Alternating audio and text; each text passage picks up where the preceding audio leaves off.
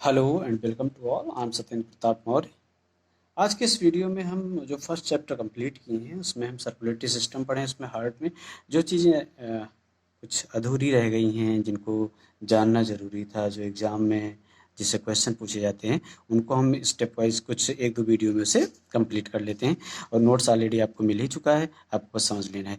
जब हमने circulatory system की बात करते हैं तो हम सबसे पहले इम्पॉर्टेंट हार्ट यानी इम्पॉर्टेंट आर्गन यानी हार्ट, जिसे हम लोग क्या कह देते हैं, इसे हम लोग पंपिंग मशीन कह देते हैं। यहाँ पर आपको एक बात ध्यान रखना होगा कि अगर हम हार्ट की बात करें तो एक एडल्ट का जो हार्ट होता है ह्यूमन बीइंग का, वो ब्लड को अप्रॉक्सीमेटली, ध्यान रखना यहाँ पर हम अप्रॉक्सीमेटली की बात कर रहे हैं, अप्रॉक्सीमेटली वो ब्लड को 30 फीट तक उछालने की क्षमता रखता है, यानी 30 फुट तक ऊपर वो ब्लड को उछाल देता है। इस तरह से कुछ हार्ट का स्ट्रक्चर होता है, आर्टरीज, वेन्स, ये सारी। अब यहाँ पर हार्ट, यहाँ पर मैंने जितने लिखे हैं सबके सब क्या हैं, कॉर्डेट्स हैं, यानी कॉर्डेटा के मेंबर हैं। यहाँ पर अगर हम बात करें पाइसेस की, सबसे पहले जिसे हम लोग क्या कहते हैं, पाइसेस को हम लोग और क्या कहते हैं, फिश कहते हैं। इसमें 2 चैम्बर्ड हार्ट होता है। कितने चैम्बर का? 2 चैम्बर्ड हार्ट प्रेजेंट होता है। 2 चैम्बर्ड हार्ट होता है। एक ऑर्किल एक वेंट्रिकल, यहाँ ध्यान रखेंगे। जबकि यहाँ पर आते हैं तो यहाँ पर क्या होता है, 3 चैम्बर्ड हार्ट यहाँ हो जाता है। किसमें? एम्फीबिया में। यहाँ आते हैं तो यहाँ भी 3 चैम्बर्ड हार्ट हो जाता है।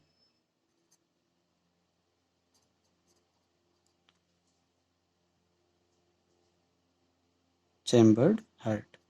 लेकिन यहाँ पर आपको हमेशा याद रखना होगा, यहाँ पर जब एक्सेप्शन की बात आती है तो हम लोग याद रखते हैं कौन से एक्सेप्शन हैं। तो हम लोग हमेशा एक्सेप्शन याद रखेंगे आप, क्रोकोडाइल एंड एलिगेटर्स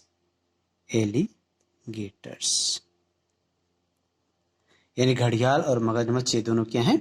ये दोनों अपवाद हैं। इनका जो हार्ट होता है ये कितने चैम्बर का होता है? 4 चैम्बर्ड का हार्ट पाया जाता है। 4 कक्षाएं होती हैं, 2 ऑर्किल 2 वेंट्रिकल। उसके बाद में यहाँ पर अगर हम बात करें एप्स की, तो एप्स में भी 4 चैम्बर्ड हार्ट होता है, 2 ऑर्किल 2 वेंट्रिकल। और मैमेलिया जितने हैं स्तनधारी हैं, उनमें 4 चैम्बर्ड हार्ट होता है।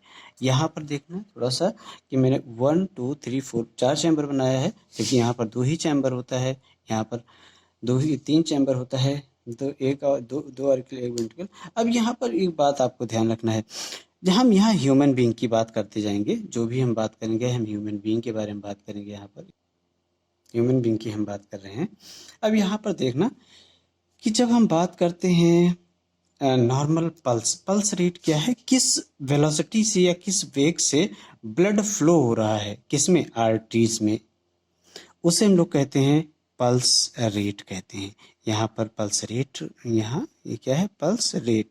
ये कितना होता है? एक एडल्ट की बात की गई है, किसकी? एडल्ट ह्यूमन की हमने बात की है। यहाँ पर ध्यान रखेंगे, जो कि लगभग 70 से लगभग 72 बीट्स पर मिनट, ध्यान रखना, बीट्स पर मिनट होता है।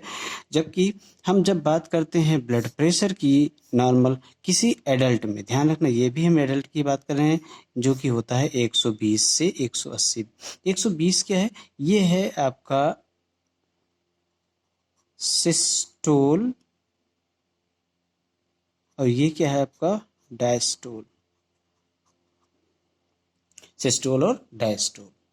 अब उसके बाद में अगर ब्लड प्रेशर इससे ज़्यादा बढ़ता है, अगर इससे इंक्रीज होता है, इंक्रीज, तो उसे हम लोग कह देते हैं, इसे एक स्पेशल टर्म यूज करते हैं, अगर बढ़ता है तो हम लोग नाम दे देते हैं हाइपरटेंशन। हाइपरटेंशन। अगर नॉर्मल से बढ़ता है तो उसे हम लोग हाइपरटेंशन नाम दे देते हैं। अगर उससे कम रहता है तो हम लोग डिक्रीज होता है तो उसे हम लोग, अगर डिक्रीज हुआ तो उसे हम लोग नाम देते हैं हाइपोटेंशन। यानी ये लो ब्लड प्रेशर और ये हाई ब्लड प्रेशर। अब उसके बाद में मैंने कार्डियक साइकिल के बारे में लिखा है। कार्डियक साइकिल क्या है, थोड़ा सा कार्डियक साइकिल के बारे में जान लेते हैं। हार्ट का एक साइक्लिक इवेंट होता है कि वो कितने देर में क्या काम करता है। तो 0.1 सेकेंड होता है, 0.3 सेकेंड होता है और 0.4 सेकेंड होता है। यानी हार्ट का साइक्लिक इवेंट्स क्या होता है, यानी सिस्टोल, ध्यान रखना ये ऑरिकुलर सिस्टोल है, ये वेंट्रिकुलर सिस्टोल है और ये दोनों का कंप्लीट जॉइंट डायस्टोल है। यानी ये रिलैक्स स्टेज है और ये दोनों कंप्लीट। तो ये समय जो लेता है वो कितना लेता है, 0.8 सेकेंड का समय लेता है कार्डियक साइकिल। ऐसे नोड जिसे हम लोग फुल फॉर्म है इसका साइनो ऑरिकुलर नोड, जिसे हम लोग कहते हैं पेस मेकर। क्यों? क्योंकि ये इट इनिशिएट्स हार्ट बीट, ये हार्ट बीट को इनिशिएट करवाता है, इसीलिए हम लोग इसे क्या कहते हैं, पेस मेकर के नाम से जानते हैं। उसके बाद में अब हार्ट साउंड, हार्ट में जब ये साउंड क्या है, मतलब हम जानते हैं कि हमारा हार्ट जब पंप करता है तो उससे दो अलग अलग साउंड निकलती हैं, दो अलग अलग आवाज़ आती है। अब उस साउंड कौन कौन से साउंड हैं, एक है, पहला है फर्स्ट साउंड है जिसे हम लोग लब कहते हैं, सेकंड साउंड है जिसे हम लोग कहते हैं डब। अब ये लब क्या है, क्लोज, ध्यान रखना, बंद होना। किसका क्लोज होना, तो हम लोग यहाँ याद रखेंगे ट्राइकस्पिड एंड बाइकस्पिड। ध्यान रखना ट्राइकस्पिड बाइकस्पिड कहाँ होगा, इस साइड में जो पाया जाएगा वो आपका ट्राइकस्पिड वाल्व होगा, इस साइड में जो होगा वो आपका बाइकस्पिड वाल्व होगा। ये दोनों जब क्लोज करते हैं, ये दोनों जब बंद होते हैं,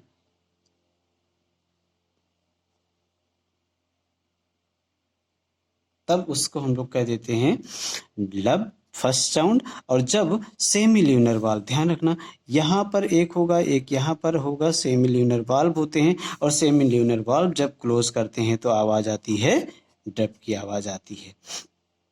ये बाई का स्पीड है, ये ट्राई का स्पीड है, ये बाई है, ये ट्राई है। साउंड की अगर हम बात करें किससे हम सुन सकते हैं, स्टेथोस्कोप, जिसे हम लोग हिंदी में आला के नाम से जानते हैं। और अगर हम ब्लड प्रेशर की मीजर की बात करें तो वे स्पिग्मोमैनोमीटर, मोस्ट इंपॉर्टेंट, कई बार एग्जाम में पूछा गया है, बोर्ड एग्जाम में, इसे याद रखेंगे। स्पिग्मोमैनोमीटर से हम लोग चेक करते हैं, क्या चेक करते हैं, बीपी मतलब ब्लड प्रेशर, कितने तेजी से हार्ट से ब्लड निकल रहा है। ईसीजी की हम बात करें जिसका फुल फॉर्म होता है, एक्सपेंडेड फॉर्म होता है इलेक्ट्रोकार्डियोग्राफ। ये अगर हम किसी हॉस्पिटल में जाएं तो वहाँ पर अगर हम देखते हैं कि एक स्क्रीन लगी रहती है जिसमें अलग अलग कुछ चीज़ें दिखाई जाती हैं, इस तरह से कुछ ऐसा इससे बनता है, तो ये ईसीजी होता है। ईसीजी क्या है, graphical representation of the electrical activities of the heart. अच्छा, इससे दो चीज़ें इसमें भी होती हैं, यहाँ भी सिस्टोल और डायस्टोल की प्रोसेस को हम लोग मेजर करते हैं। तो बस इतना ही ज़रूरी है आपके लिए, मिलते हैं नेक्स्ट वीडियो में। फ़िलहाल आज के लिए फ़िलहाल इतना ही। स्वस्थ रहें, मस्त रहें, आप वीडियो को एंजॉय करें, और आप ज़रूर कोई प्रॉब्लम होती है तो आप ये ऐसे ही दो एक आध वीडियो में हम देख लेते हैं, चीज़ों को क्लियर कर लेते हैं, फिर हम second chapter control and coordination बाद में स्टार्ट करते हैं। Thanks for watching the video. जय हिंद।